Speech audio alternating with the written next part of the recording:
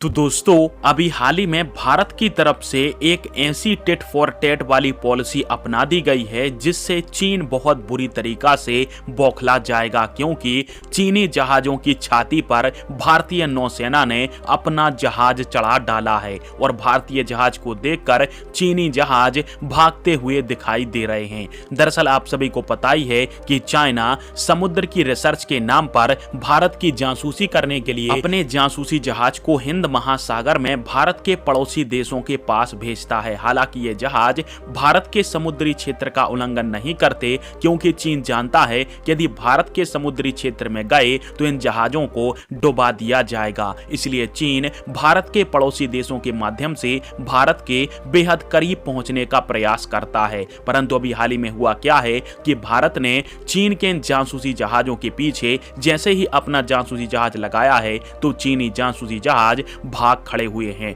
दरअसल स्क्रीन के ऊपर आप सभी जो फोटो देख रहे हो वो भारत की रिसर्च वेसल है समुद्र रत्नाकर, और इस जहाज को लेकर भारतीय नौसेना जैसे ही चीन के युआंग होंग 1 जहाज के सामने जाती है तो यह जहाज आप सभी देख ही सकते हो कि इस जहाज ने अपनी दिशा बदल दी है। इस समय प्रेजेंट टाइम में हिंद महासागर में चीन के 3 जासूसी जहाज उपलब्ध हैं, जिनमें यांग वोंग 1 और 3, इसके अलावा युआन वान 3 नाम का जासूसी जहाज भी शामिल हैं। और संभवतः यह जो सारे जासूसी जहाज हैं वो भारत की अभी 4 अप्रैल को टेस्ट करी जाने वाली किसी बड़ी बैलिस्टिक मिसाइल के परीक्षण का डाटा एकत्र करने आए हैं। परंतु इसी बीच नौसेना भी अपनी रिसर्च वेसल समुद्री रत्नाकर को लेकर अकेले ही इन जहाजों के बीच में घुस गई है, जिसको देखकर चीन का जासूसी जहाज युआंग वांग 1 देखते ही उसको भाग गया है। और भारतीय नौसेना की तरफ से उठाया गया है कड़ा कदम। चीन को सीधा संदेश है कि चाइना हिंद महासागर के अंदर